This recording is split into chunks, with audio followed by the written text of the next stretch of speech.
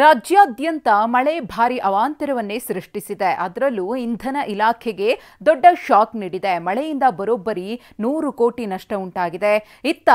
ಇವತ್ತು ಬೆಂಗಳೂರಿಗೆ ವಿಸಿಟ್ ಕೊಟ್ಟಿರುವ ವರುಣ 4 ದಿನ ಬಿಟ್ಟು ಬಿಡದಂತೆ ಕಾಡುವ ಎಲ್ಲಾ ಲಕ್ಷಣಗಳು ಗೋಚರಿಸುತ್ತಿವೆ.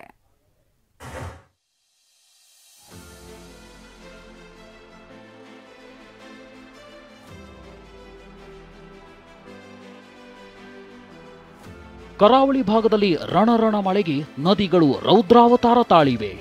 ಮಲೆನಾಡು ಭಾಗದಲ್ಲಿ ಗುಡ್ಡಗಳು ಜನರನ್ನ ನಡುಗಿಸ್ತಿವೆ. ಆದರೆ ಬೆಂಗಳೂರಿನಲ್ಲಿ ಹೀಗೆ ಬಂದು ಹಾಗೆ ಮರೆಯಾಗ್ತಿರೋ ಮಳೆರಾಯ ಇವತ್ತು ದಿಢೀರ್ ದರ್ಶನ ನೀಡಿದ್ದಾನೆ.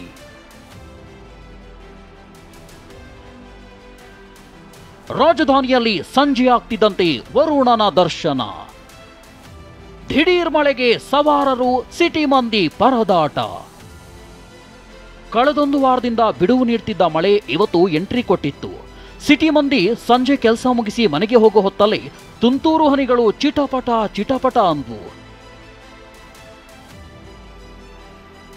ಶಾಂತಿನಗರ, ಕಾರ್ಪೊರೇಷನ್ ಸರ್ಕಲ್, ವಸಂತ ನಗರ, ರಾಜಾಜಿನಗರ, ವಿಜಯನಗರ, ಜಯನಗರ ಸೇರಿದಂತೆ ನಗರದ ಹಲವೆಡೆ ಮಳೆಯಾಯಿತು.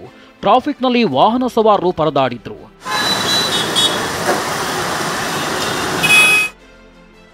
ಐವತ್ತು ಕಿಲೋಮೀಟರ್ ವೇಗದಲ್ಲಿ ಬಿರುಗಾಳಿ, 4 ದಿನ ಮಳೆ.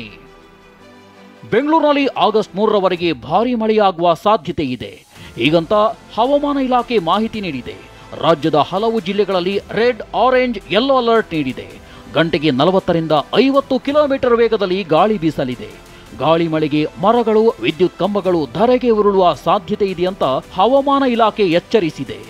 ಕರ್ನಾಟಕ, ಕೇರಳ, ಲಕ್ಷದ್ವೀಪದ ಕರಾವಳಿ ಪ್ರದೇಶಗಳಲ್ಲಿ ಗಾಳಿಯ ವೇಗ ಹೆಚ್ಚಿರುವುದರಿಂದ ಮೀನುಗಾರರು ಜುಲೈ 30 ಹಾಗೂ 31ರಂದು ಸಮುದ್ರಕ್ಕೆ ಇಳಿಯಬಾರದೆಂದು ಎಚ್ಚರಿಸಲಾಗಿದೆ. ಬೆಂಗಳೂರಿನಲ್ಲಿ ಜುಲೈ 30ರಿಂದ ಆಗಸ್ಟ್ 3ರವರೆಗೆ ಕೆಲವು ಕಡೆ ಹಗುರವಾಗಿ ಮಳೆಯಾಗುವ ಹೆಚ್ಚಿನ ಸಾಧ್ಯತೆ ಇದೆ. ಇನ್ನು ರಾಜ್ಯದಾದ್ಯಂತ ಅವಾಂತರ ಸೃಷ್ಟಿಸಿರೋ ಮಳೆ ಇಂಧನ ಇಲಾಖೆಗೆ ಶಾಕ್ ನೀಡಿದೆ. ಬೆಂಗಳೂರು ಸೇರಿ 5 ಎಸ್ಕಾಂ ವ್ಯಾಪ್ತಿಯಲ್ಲಿ 96 ಕೋಟಿ 61 ಲಕ್ಷ ರೂಪಾಯಿ ನಷ್ಟವಾಗಿದೆ. ಬೆಸ್ಕಾಂ ವ್ಯಾಪ್ತಿಯಲ್ಲಿ 721 ವಿದ್ಯುತ್ ಕಂಬಗಳು ಹಾಗೂ 121 ಟ್ರಾನ್ಸ್ಫಾರ್ಮರ್ಗಳಿಗೆ ಹಾನಿ ಉಂಟಾಗಿದೆ. 19 ಕೋಟಿ ರೂಪಾಯಿ ನಷ್ಟ ಆಗಿದೆ. ಹೆಚ್ಚಿನ ಹಾನಿ ಆಗ್ತಾ ಇದೆ. ಯಾಕಂದರೆ ಗಾಳಿ ಜಾಸ್ತಿ ಬಂದಿದೆ ಈ ಸತಿ, ಮತ್ತು ಸಾಕಷ್ಟು ನಮ್ಮ ಪೋಲ್ಸ್ಗಳು ಸಮೇತ ಡ್ಯಾಮೇಜ್ ಆಗಿದೆ. ನಾವು ಇಡೀ ಎಷ್ಟು ವರ್ಕ್ಫೋರ್ಸ್ ಇದೆ ಅದಕ್ಕೆ ಜೊತೆಗೆ ಟೆಂಪರರಿ ಕಾಂಟ್ರಾಕ್ಟ್ ಬೇಸಿಸಲ್ಲಿ ಜನ ತಗೊಂಡು ಕೆಲಸ ಮಾಡ್ತಾ ಇದ್ದೀವಿ. ಅದೇನೇ ಇರಲಿ, ಬೆಂಗಳೂರಿನಲ್ಲಿ 4 ದಿನ ಭಾರೀ ಮಳೆಯಾಗುವ ಸಾಧ್ಯತೆ ಇದೆ.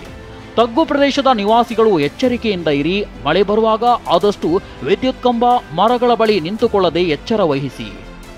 ವಿನಾಯಕ್ ಗುರವ್, TV9, ಬೆಂಗಳೂರು.